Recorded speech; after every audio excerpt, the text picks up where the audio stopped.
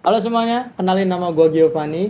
Selamat datang di podcast gue yang bernama Bolshevik, yakni obrolan seputar mahasiswa dan juga hal viral kemasyarakatan. Nah, bagi lo yang belum tahu yang namanya Bolshevik ini sebenarnya podcast tentang apa sih? Nah, podcast Bolshevik ini sebenarnya itu adalah podcast yang mengusung sebuah permasalahan yang ada dalam masyarakat. Jadi bukan cuma masyarakatnya, namun hal-hal sosialnya yang ada dalam masyarakat tersebut kaitannya dengan masalah sosial. Nah, untuk podcast kali ini gue juga nggak sendiri. Nah, kali ini gue kedatangan sebuah narasumber spesial yang namanya Mbak Thalia. Oke, kita sambut saja Mbak Thalia. Selamat datang. Ini dia orangnya. Halo guys. Sip. Oke. Nah, jadi Jadi gimana? jadi gini, di podcast kali ini gue mengusung sebuah tema, bukan apa ya? Temanya itu kriminalitas sosial. Nah, kriminalitas sosial seperti apa sih yang bakalan gua angkat kali ini itu adalah tentang, kalian pasti tahu lah, hal-hal viral baru-baru ini itu sebenarnya ada kaitannya dengan seorang pengemis ibu-ibu yang maksa banget nih. Oh, Tahu nggak sih? yang minta-mintain duit itu. Benar, ya, Oke. yang maksa-maksa minta duit tuh, yang pakai dalih-dalih agama itu tuh biar dikasih uangnya tuh ya kan. Kita Iya, mau iya, ngasih iya. dengan rasa simpati Yang gitu. minta donasi tapi maksa itu Bener, ya. nah itu. Nah, oke, tanpa basa-basi kita akan langsung ke beberapa sesi pertanyaan. Nah, karena dia ini adalah salah satu narasumber yang spesial, kita sangat menantikan juga ya jawaban-jawaban apa sih yang akan ia berikan begitu. Oke, simak baik-baik. Oke, kita lakukan pertanyaan yang pertama dulu nih untuk Mbak Thalia selaku narasumber kita ya kan. Nah, menurut Mbak Thalia sendiri nih kan, Yes. Anda kan itu salah satu dari tokoh sosial juga gitu. Waduh, loh, tokoh nggak sosial segitunya ya. dong, Mas. Maksudnya kan Mbak Thalia ini kan juga udah sering berkecimpung di ilmu kemasyarakatan juga dan juga Insya sosial Allah, ya kan. Nah, insya gitu. Allah. Nah, menurut Mbak Thalia sendiri, mungkin kasus-kasus seperti ini tuh kan udah umum ya yang namanya terjadi dalam Betul, masyarakat, betul. ya kan. Nah, menurut Mbak Thalia sendiri itu apakah kita sebagai masyarakat umum itu boleh yang namanya bersikap acuh tidak acuh, mengingat ya sebenarnya tuh kasus kayak gini tuh udah umum dalam masyarakat, jadi kayak hal biasa begitu loh. Iya. Tapi tetap aja kan menimbulkan sebuah keresahan juga bagi sebagian masyarakat. Iya, betul, gitu. betul. Menurut Mbak Thalia sendiri gimana tuh pendapatnya? Oke, aku izin menanggapi ya. Kalau dari menurut pandanganku sendiri sih kayak gini ya. Kita sebagai manusia itu wajar banget kalau kita tuh punya yang namanya hati nurani dan sisi empati sama seseorang. Betul, gitu. Apalagi bener sih. kalau kita ngelihat orang-orang yang apa ya, kayak ibu-ibu yang tadi tuh. Kita kan kadang suka nggak tega, Bener kan sih. suka kasihan. Tapi kayak- beda nih ceritanya kalau ibu yang ini nih. Nah, Kita harus itu tega dia. apa nggak tega nih? Nah, ya kan? itu dia. Jadi itu tuh sebenarnya kembali lagi ke gimana kebijakan kita sendiri. Jadi kita tuh harus pintar-pintar ngelihat situasi dan ngelihat siapa sih orang yang kita hadapin ini gitu. Kalaupun misalkan memang dia adalah orang yang betul-betul nggak punya, ya mungkin nggak Benar. apa-apa kalau kita merelakan sedikit rezeki kita untuk mereka. Benar. Nah, tapi kalau misalkan kasusnya kayak yang tadi, nah di zaman sekarang itu kan kita udah apa ya, udah banyak banget nih institusi-institusi yang memang menanggulangi masalah-masalah sosial semacam ini. bener sih. Dan penyebaran informasinya itu cepat banget, apalagi sekarang udah eranya TikTok, Betul, eranya betul sih. Instagram, eranya cepet Twitter. banget tuh viralnya tuh. Nah, Ya kan? kayak kejadian di detik ini aja bisa jadi semenit kemudian udah bisa nyampe bener. ke Papua Iya, beritanya, bener. ya kan? Bener tuh, Nah, bener banget tuh. Jadi, kalau menurut aku pribadi, kita nggak apa-apa untuk sesekali merelakan rezeki kita ke orang-orang yang sekiranya memang benar-benar membutuhkan.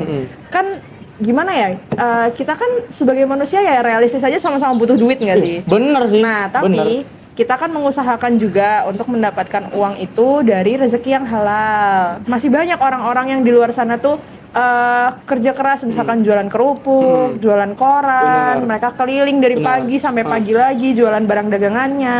Nah, Bener tuh. menurutku orang-orang semacam beliau-beliau yang hebat itu yang seharusnya kita lebih perhatikan gitu. Tapi bukan gitu. berarti orang-orang yang mohon maaf pengemis nggak diperhatikan Benar. juga. Iya sih, Karena bener. ya itu tadi kembali lagi kita harus lihat dulu nih siapa orangnya dan kayak memang rezeki yang kita salurkan itu nanti benar-benar untuk dia tuh dipakai untuk hal yang positif atau enggak. Oh Karena iya, benar-benar. nggak sedikit juga ya teman-teman, kadang kita sering ngeliat ada pengemis yang sekalinya dikasih uang, sekalinya dapat rezeki itu malah mereka beli kayak minuman keras, dihambur-hamburkan beli untuk yang nggak rokok, berguna. nah Bener malah banget. bikin tato kayak Bener, gitu-gitu iya. kan maksudnya kayak apa ya, bukannya nggak ikhlas, mungkin kita juga sebagai yang ngasih Bener sih. ikhlas gitu ya, Iya, benar-benar ikhlas lillahi ta'ala, tapi kan masih banyak orang yang memang jauh lebih membutuhkan Bener. dibanding mereka-mereka yang cuman apa ya, ibaratnya kalau kasarnya mental ngemis Iya, gitu. bener sih. Nah jadi Tapi menurut Mbak Talia sendiri, maaf nih aku potong ya. Oke. Kan tadi Mbak Talia bilangnya itu kita harus mengutamakan kayak yang mungkin berjualan kayak kerupuk dan lain sebagainya. Tapi kan yang kalau kita lihat sendiri ya, yang paling kesulitan itu kan sebenarnya pengemis gitu loh, dibandingkan mereka yang maksudnya itu masih memiliki jiwa berusaha gitu loh. Iya. Kalau misalkan kita lihat sendiri kan orang-orang yang mengemis ini itu kan benar-benar mungkin bawaan dari lahir memang nggak punya basic untuk Iya, betul, berusaha betul. atau bekerja gitu loh. Jadi menurut Mbak Talia sendiri tuh siapa sih yang harusnya itu diutamakan kalau kita misalkan ingin merelakan rezeki kita gitu loh, Mbak? Oh iya. Sebenarnya ini permasalahan yang agak tricky ya, Tricky. karena kayak kalau misalkan kita pilih-pilih orang, kayak misalkan aku bakalan jawab kayak ya yang pengemis-pengemis itu nggak usah dikasih, bisa aja kayak ini jadi blunder sendiri gitu ya Bener kan. sih. Nah, jadi gini teman-teman, bukan berarti kita juga nggak mau ngasih pengemis atau kayak jangan ngasih pengemis lah, kita beli aja orang-orang yang masih mau berjualan, bukan seperti itu. Tapi alangkah baiknya kita tuh lebih bijak dan lebih tegas lagi gitu, karena nggak sedikit juga orang-orang seperti itu tuh yang kalau udah dikasih tuh jadi keterusan. Kalau bahasa Jawanya tuh tuman gitu loh. Kebiasaan. Nah, kebiasaan, betul. Sekalinya dikasih, misalkan kayak case-nya kayak ibu-ibu yang tadi tuh, udah pernah lewat di perumahan itu. Lewat lagi. Karena dikasih terus, Berharap dikasih terus gitu. Kayak gitu teman-teman. Jadi itu kayak itu tuh tergantung ketegasan kita aja sih dan kebijakan kita. Kalau misalkan ada orang-orang yang seperti ibu tadi ya kasusnya, karena kan emang isu yang kita angkat si ibu tadi nih. Kalau masalah kayak ibu tadi itu sebenarnya itu udah harus dilaporkan ke instansi yang memang berwenang, karena kan kita juga ada dinas sosial yang memang mewadahi hal-hal semacam ini gitu. Dinas-dinas terkait pun pasti akan menindaklanjuti kasus-kasus seperti ini, apalagi posisi kasus yang si ibu itu udah cukup meresahkan ya teman-teman, jelas karena lah, bener. sampai kalau nggak salah tuh beliau bilang gini ya, kayak masa 5.000 aja kamu nggak punya, kamu tuh bukan orang Islam, kamu tuh orang laknat kayak gitu-gitu kan. Itu tuh menurutku adalah udah selain memang itu ada penyimpangan sosial, bener gitu, tuh, penyimpangan itu juga sosial, udah penyalahgunaan agama gitu. Betul loh kayak sih. Emang kenapa gitu. Dia berusaha untuk berlindung di balik agama juga kan. Betul, kalau gitu. Apalagi kalau misalkan yang dimintain adalah kita yang mahasiswa. Iya bener, iya kan? kita sendiri aja udah susah ya kan. Bener itu tuh. dia. Jadi semua itu kembali lagi ke bagaimana cara kita menyikapi hal-hal yang terjadi di kita. Jadi kalaupun misalkan ada pengemis, nah sekiranya teman-teman memang aduh kok kayaknya kasihan banget ya, terus kayaknya kayak aku masih ada kok uang, nggak apa-apa untuk menyisipkan sedikit rezekinya. Tapi ingat teman-teman juga perlu tegas kalau ketemu sama orang-orang yang menyalahgunakan kayak tadi, kayak jual belas kasihan, terus atau apalagi kayak yang ini kan kasusnya udah bukan jual belas kasihan lagi kan. Bener tuh. Marah-marah, ngomel-ngomel kalau nggak dikasih. Itu teman-teman tuh boleh banget untuk menegur gitu atau melaporkan oknum-oknum tersebut ke dinas yang memang berwenang. Gitu. Oke. Sebelum itu aku mau nanya lagi nih ya Mbak ya. Setelah kita melakukan beberapa penelitian ya teman-teman ya, bukan penelitian sih, lebih tepat itu penelusuran ya. Ternyata ibunya ini itu mengidap gangguan jiwa. Didiagnosis orang itu memiliki gangguan kejiwaan gitu loh. Dan kata lain kan orang gila gitu kan. Nah, menurut Mbak Talia sendiri, orang kayak gini kan udah jelas tuh ya kan Mbak, memiliki sebuah penyakit. Kita boleh nggak sih Mbak yang namanya memaklumi kalau misalkan dia ngamuk-ngamuk ke kita, orang ini kan emang lain dari kita begitu loh, unik ya kan. Apakah kita sebagai masyarakat itu boleh yang namanya memaklumi orang itu, atau kita sebagai masyarakat harus tetap mengambil tindakan tegas untuk mengadili orangnya ini gitu. Oke. Nah, ini tricky juga ya. Oke, semua tricky ya. Semuanya adalah pertanyaan tricky. Oke, kalau menurutku gini, ternyata beliau itu kan adalah pasien ODGJ gitu. Iya, ODGJ. Beliau mengidap gangguan jiwa gitu. Untuk memaklumi mungkin untuk di awal-awal waktu kita belum tahu atau misalkan memang belum ada lembaga yang menangani hal tersebut, iya nggak apa-apa untuk diwajarkan, karena itu satu-satunya hal yang bisa kita lakukan gitu. Benar. Kayak kita juga nggak bisa ambil tindakan yang gimana ya, kita berhadapan dengan pasien ODGJ nih, tindakan yang kita lakukan tuh nggak bisa seenak kita gitu loh. Benar. Jadi kayak kita tuh nggak bisa langsung kayak main, misalkan kayak kita langsung ambil tindakan kasar untuk ngikat beliau atau ikat nih, kayak kita pasung dia, ya kan nggak mungkin, kan nggak nah, mungkin. itu nggak boleh ya teman-teman. Jangan ditiru ya teman-teman ya. Jangan ditiru teman-teman. Nah, jadi tuh kayak gimana ya?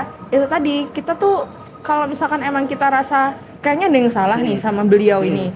Nah, kita bisa menghubungi pihak-pihak terkait untuk ibaratnya itu apa ya? Mengangkut beliau gitu loh. Benar. Untuk Iya sih.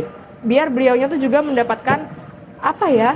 Pelayanan atau pengobatan yang lebih baik. Benar. Gitu. Karena itu juga bentuk dari kemanusiaan kan. Kalau misalkan kita seterusnya cuman memaklumi juga kasihan beliaunya. Betul, gitu. Kayak beliau betul. masih sampai kapan sih beliau akan kayak gitu terus gitu. Jadi alangkah lebih baiknya kita ambil tindakan untuk apa ya? Untuk memberitahu dulu ke memang lembaga-lembaga yang berwenang yang mengatasi permasalahan tersebut biar ada penindaklanjutan gitu dari masalah ini kayak gitu. Jadi beliaunya juga nggak, ibaratnya gimana ya, beliaunya juga nggak yang kesakitan, kitanya juga nggak yang kerepotan. Bener sih begitu. Oke. Nah, mungkin ini bakalan jadi pertanyaan yang terakhir untuk Mbak Thalia ya teman-teman ya. Nah, menurut Mbak Thalia sendiri itu, Mbak Thalia itu lebih pilih mana sih Mbak? Antara kita memberikan sumbangan kita untuk seorang pengemis atau organisasi gitu loh. Sejauh yang kita lihat kan kalau misalkan kita berikan sumbangan ke sebuah organisasi, ya kan, kita kan tahu nanti arahnya kemana, tujuannya kemana, perkembangannya kemana dibandingkan seorang pengemis ini tadi Mbak, begitu. Menurut Mbak Thalia sendiri gimana tuh?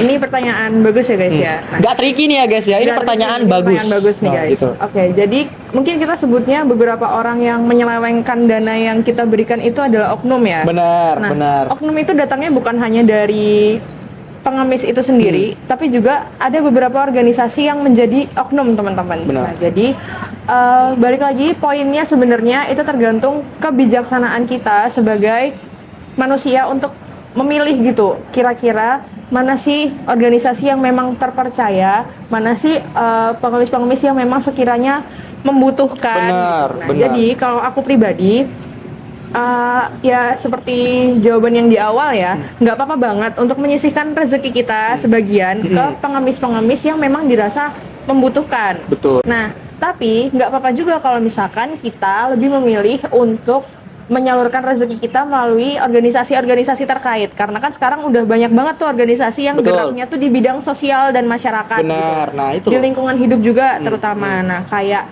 beberapa organisasi yang memang udah terpercaya dan memang amanah, itu nggak apa-apa teman-teman untuk menjadi ibaratnya donatur tetap, atau kalau misalkan teman-teman lagi ada rezeki, teman-teman boleh banget tuh menyalurkan rezekinya ke sana. Tapi kalau misalkan sekiranya teman-teman baru mau mulai dari skala kecil dulu, itu juga nggak masalah gitu.